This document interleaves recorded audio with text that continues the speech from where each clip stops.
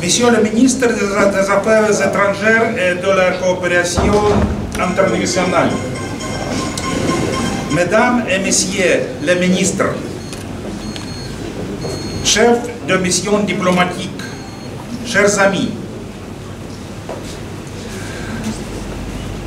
je suis heureux de vous saluer à l'ambassade et de faciliter les personnes rassemblées dans cette salle et l'ensemble du personnel à l'occasion de notre fête nationale, le jour de la Russie.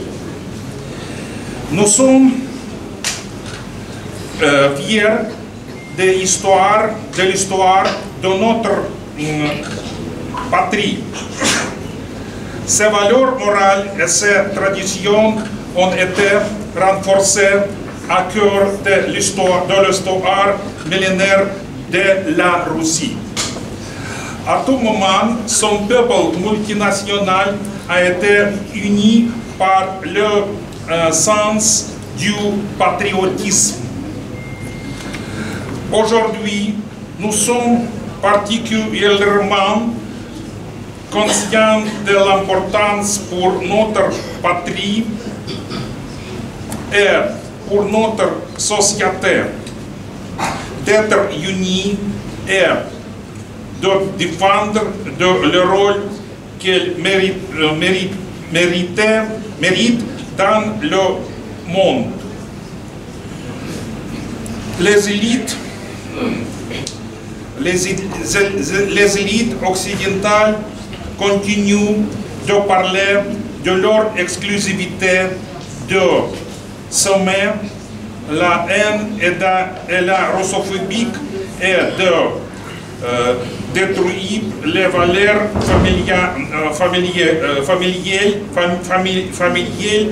et traditionnelles.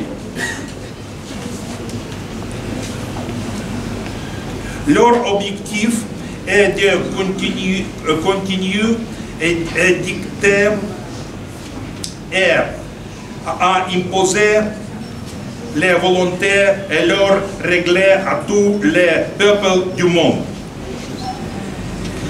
Ils ont à nouveau déclenché une véritable guerre contre notre pays par les mains du régime nazi et terroriste de Kiev, mais nous allons assurer notre sécurité et protéger les habitants du Donbass, Russie et d'autres nouvelles régions de la Russie. En même temps, comme l'a dit le président de la Fédération de Russie, Vladimir Poutine, pour la Russie, il n'y a pas de nation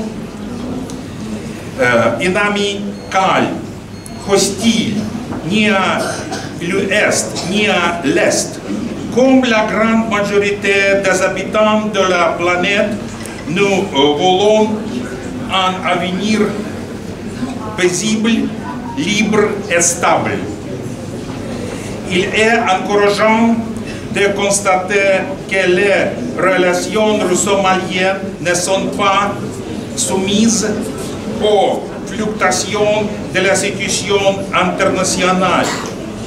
L'accueil chaleureux réservé le 7 février à Bamako au ministre des Affaires étrangères de la Fédération de Russie, Sergei Lavrov, l'a clairement démontré la volonté mutuelle de renforcer les liens russo-maliens traditionnellement amicaux a été conformé. Nous continuerons à travailler dans ces sens.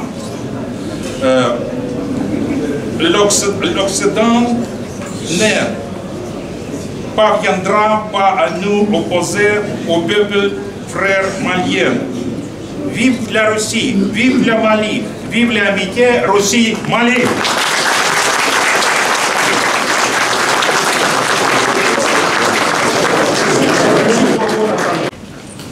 Monsieur le doyen du corps diplomatique, monsieur l'ambassadeur de la Fédération de Russie, mesdames et messieurs les membres du corps diplomatique et les représentants des organisations internationales et régionales accréditées en République du Mali, sans oublier les représentants du corps consulaire, honorables représentants du CNT et de toutes les institutions de la République, mesdames et messieurs, chers amis du Mali, chers amis de la Russie également. Je voudrais tout d'abord, au nom de son Excellence le colonel Assimi Goïta, président de la transition et chef de l'État, du gouvernement et de l'ensemble du peuple malien, exprimer à son Excellence M. Vladimir Poutine, président de la Fédération de Russie, nos vœux de bonne santé et de bonheur personnel, mais également nos vœux de progrès et de prospérité croissante pour le peuple ami de la Fédération de Russie. Ensuite, monsieur l'ambassadeur, mes collègues membres du gouvernement et moi-même, nous voudrions vous remercier pour l'invitation qui nous a été adressée de prendre part à cette commémoration du jour de la Russie. Naturellement, le Mali est honoré de participer à cette cérémonie qui célèbre l'adoption de la déclaration de la souveraineté de l'État de la République socialiste fédérative soviétique de Russie, qui deviendra plus tard la Fédération de Russie. Comme vous le savez, les Maliennes et les Maliens, ainsi que les autorités de la transition, sous le leadership de son Excellence le colonel Assimi Goïta, chef de l'État, sont profondément attachés au respect de la souveraineté des États et se reconnaissent parfaitement dans la présente cérémonie. Permettez-moi de rappeler que dès son accession à l'indépendance, le Mali a noué des liens forts avec la Russie. liens qui n'ont cessé de se renforcer, mais aussi de se diversifier au fil du temps. La relation entre le Mali et la Russie est surtout une relation entre deux États, articulée autour des principes de respect réciproque, nous permettant de travailler harmonieusement sur les questions stratégiques d'intérêt commun.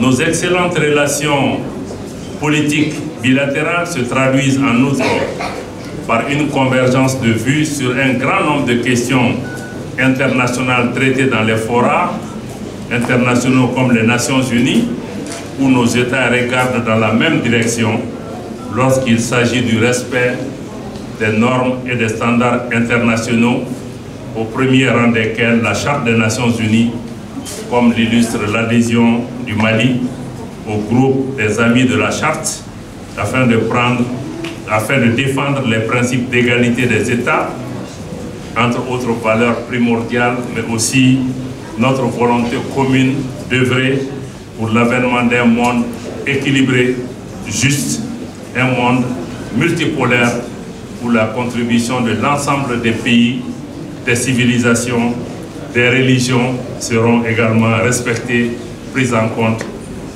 également. Nos deux États ont ainsi œuvré à la promotion de leur développement économique dans divers domaines.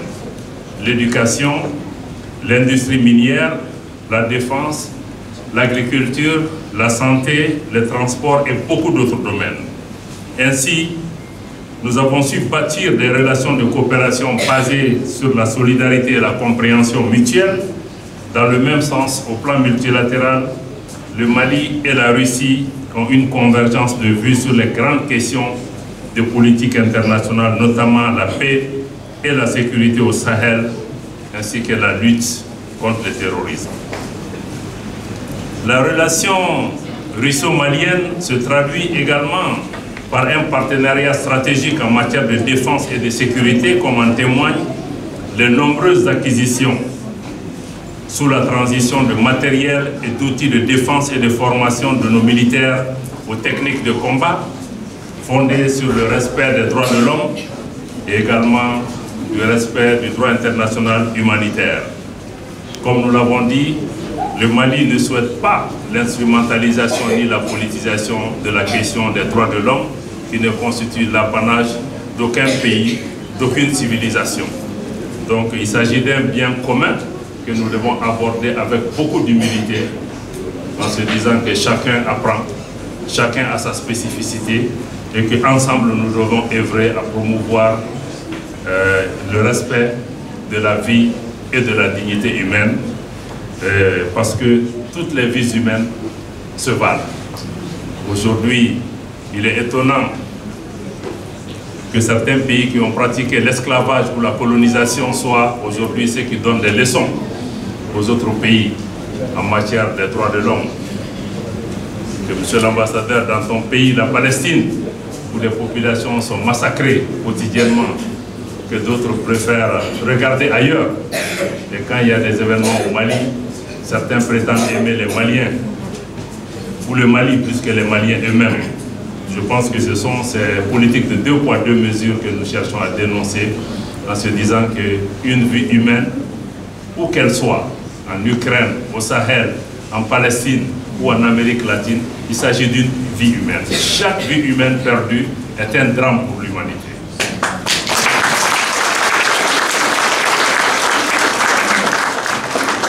Donc le Mali et la Russie sont également déterminés à travailler pour développer des relations économiques et commerciales, objet de la fructueuse visite d'une importante délégation malienne que j'ai eu l'honneur de conduire en Russie en mai 2022 et qui a été suivie, comme l'ambassadeur l'a indiqué, par la visite le 6 février ici à Bamako, par la visite d'amitié et de travail de son Excellence M. Sergueï Lavrov au Mali, qui nous a permis d'œuvrer au renforcement de notre coopération et de notre partenariat bilatéral. Dans la même lancée, la visite que l'Association de coopération économique des pays d'Afrique achève aujourd'hui, même à Bamako, s'inscrit dans le cadre de la volonté affichée de nos deux États de cheminer ensemble pour un partenariat économique gagnant-gagnant au bénéfice de nos populations. La meilleure illustration des relations entre le Mali et la Russie est la confirmation de la participation de son Excellence le colonel Assimi Goïta, président de la transition, chef de l'État, au deuxième sommet Russie-Afrique qui doit se tenir à la fin du mois de juillet à Saint-Pétersbourg en Russie. Excellence, Monsieur l'ambassadeur, chers amis, je ne saurais poursuivre sans saluer la lecture holistique et objective de la Russie de la crise multidimensionnelle que traverse mon pays, le Mali, et ce depuis plus d'une décennie. Permettez-moi d'exprimer ici la profonde gratitude du peuple et du gouvernement du Mali à l'endroit des pays amis, de tous les pays amis et partenaires, et pays voisins également, ainsi que l'ensemble de la communauté internationale pour les actions multiformes en faveur du retour de la paix et de la stabilité dans mon pays. Recevez, Monsieur l'ambassadeur, nos vœux de bonnes fêtes au gouvernement et au peuple de la Fédération de Russie en cette date commémorative du jour de la Russie, Diene Rossiya, j'espère que je le prononce bien. Pour terminer, je formule des vœux sincères, Monsieur l'ambassadeur, pour la consolidation et le renforcement du partenariat dynamique existant entre le Mali et la Russie. Vive l'amitié russo-malienne et bonne soirée.